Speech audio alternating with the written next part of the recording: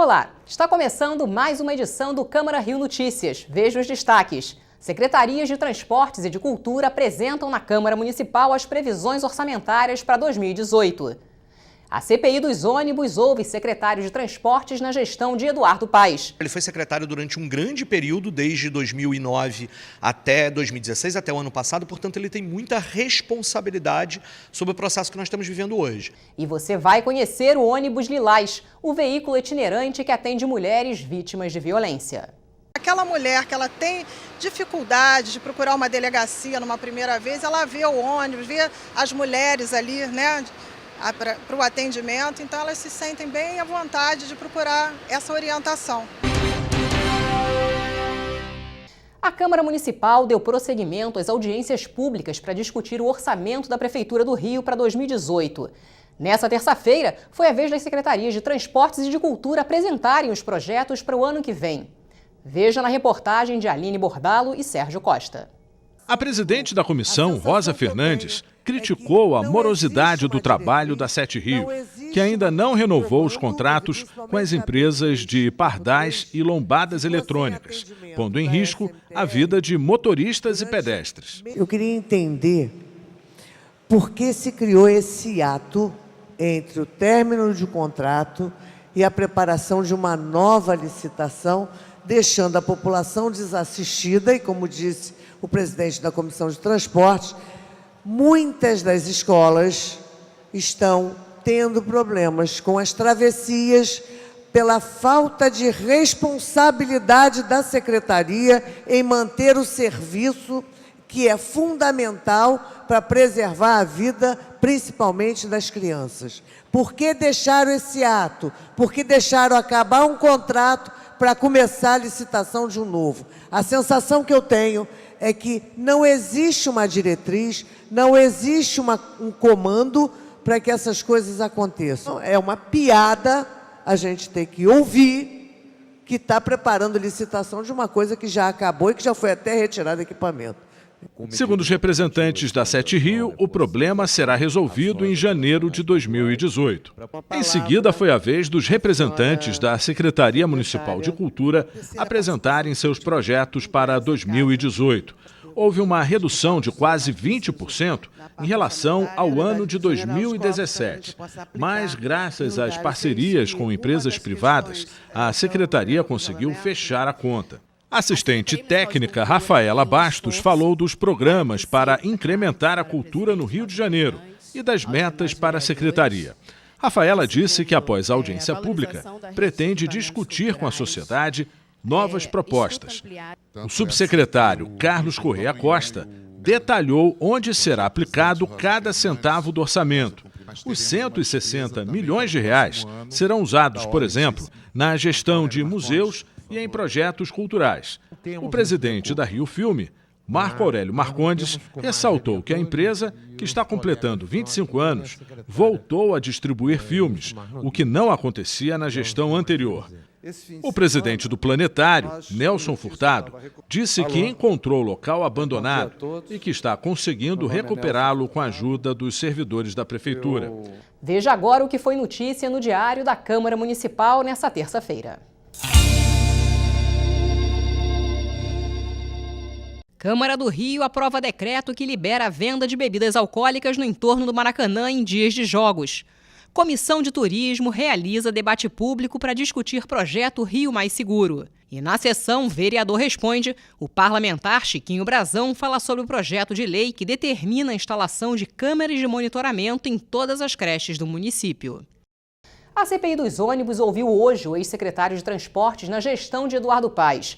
Alexandre Sansão foi questionado sobre o reajuste de passagens e a formação de consórcios de empresas de ônibus. Além dele, foram ouvidos 2 técnicos da administração de Eduardo Paes. A repórter Luciana Cabizieri acompanhou.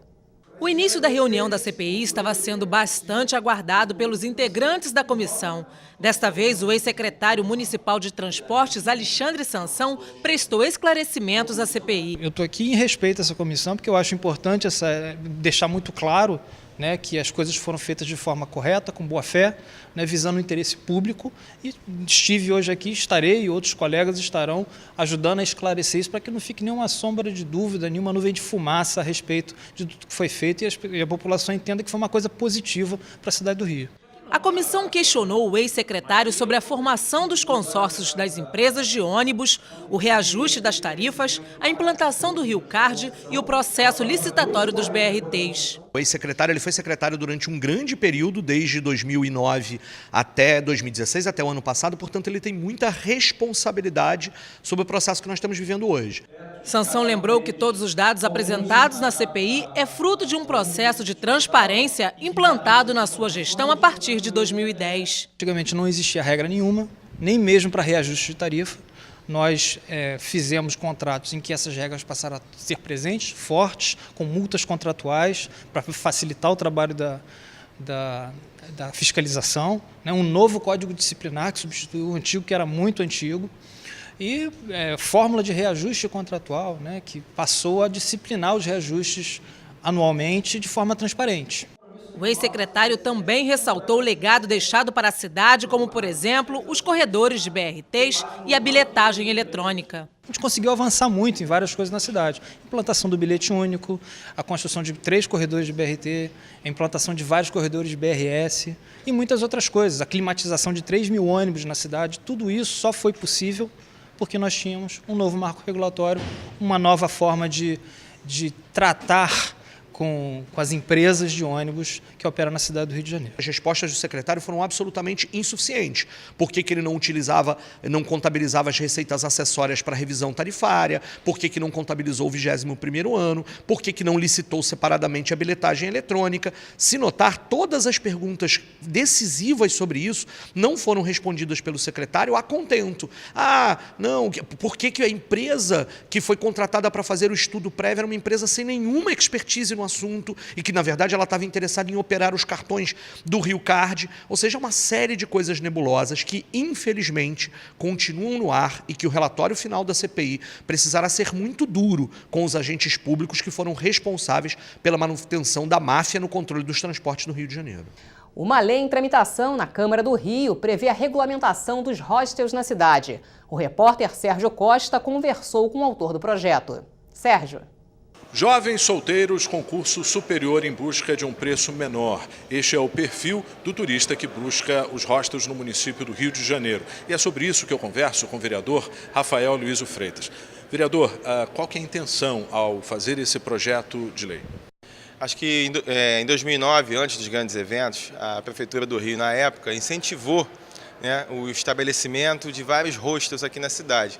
Porém, eles não tiveram as suas garantias de uma legislação segura para que tivessem seus licenciamentos aprovados. E isso vem se arrastando até hoje. Portanto, esse projeto busca e visa a garantir essa segurança para essas pessoas que investiram por conta dos grandes eventos e agora precisam ter os seus alvarás e seu licenciamento estabelecido. Nem todos esses locais são regulamentados, é isso? Isso, você tem hoje muitos em funcionamento e não estão regulamentados, sendo passível então de uma fiscalização mais severa, mais rígida, e a gente precisa saber regulamentar bonitinho onde que eles ficam, qual o tipo de zoneamento permitido, né, e garantir que eles possam ter a segurança de trabalhar com tranquilidade. É uma oportunidade para regulamentar antigos espaços que também já receberam turistas em grandes eventos passados, como Copa, Olimpíada? Com certeza, a gente tem que aproveitar esse momento, né, pós agora esses grandes eventos, para que eles também tenham condições de absorver e de buscar trazer mais pessoas. Então o que a gente quer fazer com esse projeto é valorizar esses empreendedores para que eles possam ter sua segurança na legislação vigente. O que muda na prática? Acho que na prática eles vão agora poder ter o seu alvará de estabelecimento, que não existia, né, e definir exatamente quais o zoneamento onde cada um deles vai poder ficar e aqueles extras, né, aqueles que, no caso hoje, como não tem mais a política do incentivo dos hostels, o que vier agora daqui para frente tentar se estabelecer já vai achar essa legislação agora mais rígida e mais segura. Portanto, é tentar garantir a segurança daqueles que já existem e sem que você possa fazer entupir, né, de hostels na cidade para as novas áreas. Muito obrigado pela entrevista, vereador. Voltamos ao estúdio. Ingrid. Confira agora o que foi destaque no Legislativo Carioca nesta terça-feira.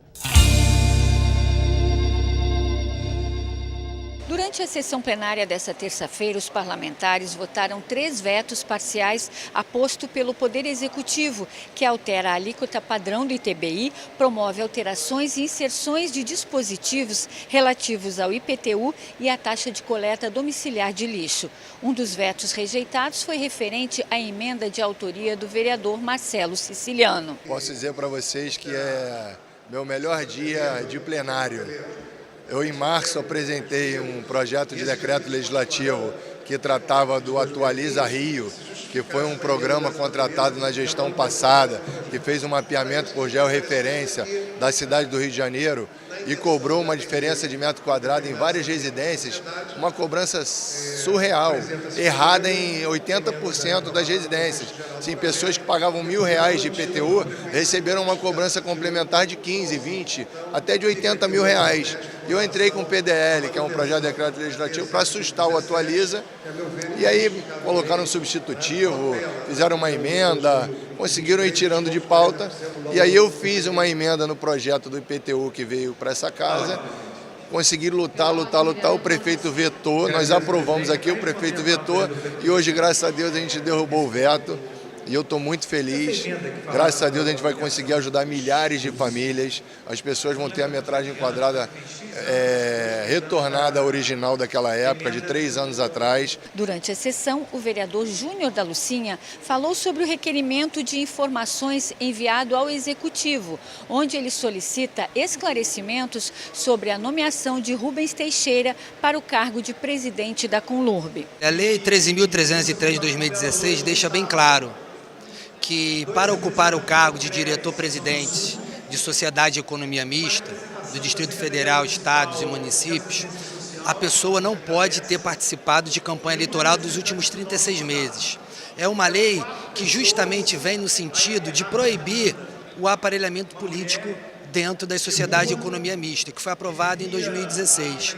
Então, esse requerimento de informação é tendo em vista que o senhor Rubens Teixeira veio candidato ano passado a vereador. Então, portanto, não preenche os requisitos legais para ser diretor-presidente da Conlurb. Daí, essa arguição, esse requerimento de informação, para que o prefeito da cidade do Rio de Janeiro, Marcelo Crivella, se pronuncie a respeito. O líder do governo, o vereador Paulo Messina, se manifestou sobre a lei citada pelo vereador Júnior da Lucinha. Essa lei que Vossa Excelência citou, essa lei federal, ela dá 24 meses para as empresas que já existem se adequarem a essas regras. Então, na prática, os efeitos dela só serão a partir de 2018.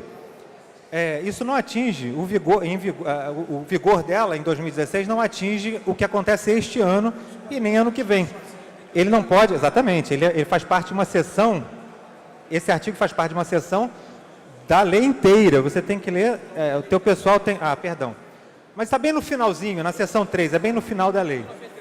O artigo 91, você vai ver que tem essa questão do tempo para adequação, que aí não se aplica para essa eleição de 2016, só, portanto, para 2018. Já o vereador Cláudio Castro falou sobre o requerimento de sua autoria, que estipula um prazo de 24 horas para os pedidos de urgência, que são solicitados pelos parlamentares nas sessões plenárias. Hoje acontece na casa, no regimento interno que vigora hoje, cada vereador ele pode pedir com 17 assinaturas que a matéria seja apreciada em regime de urgência.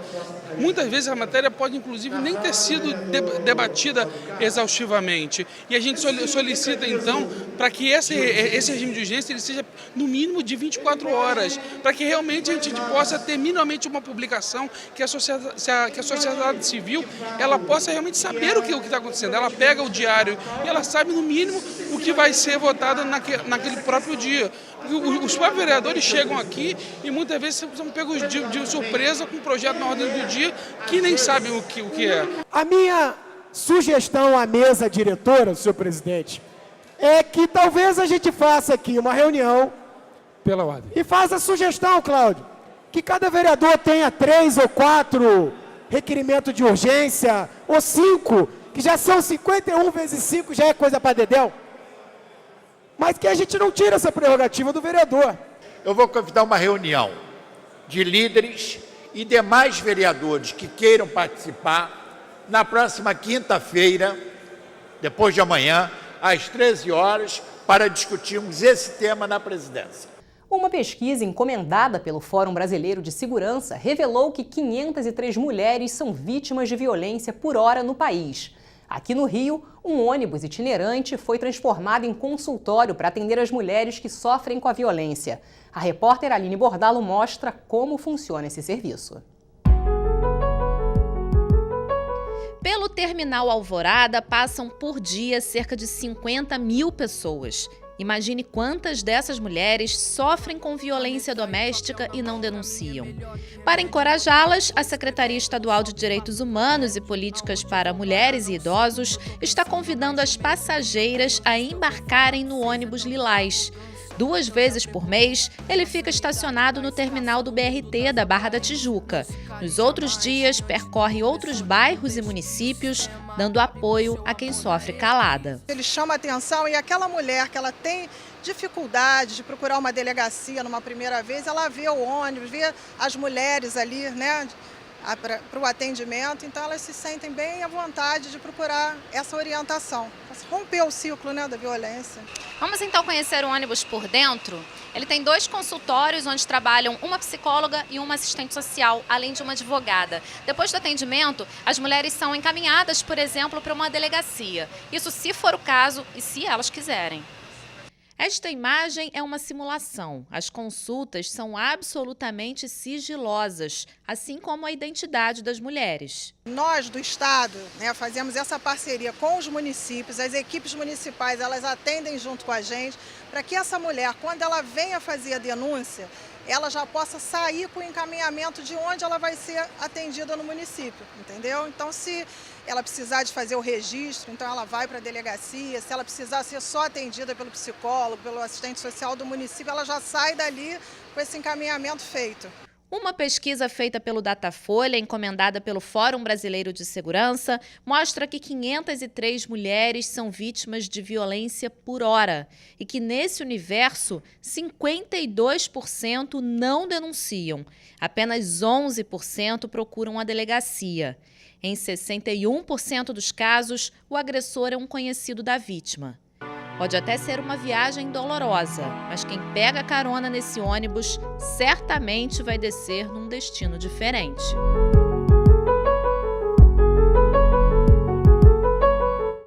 E o Câmara Rio Notícias fica por aqui. Até amanhã.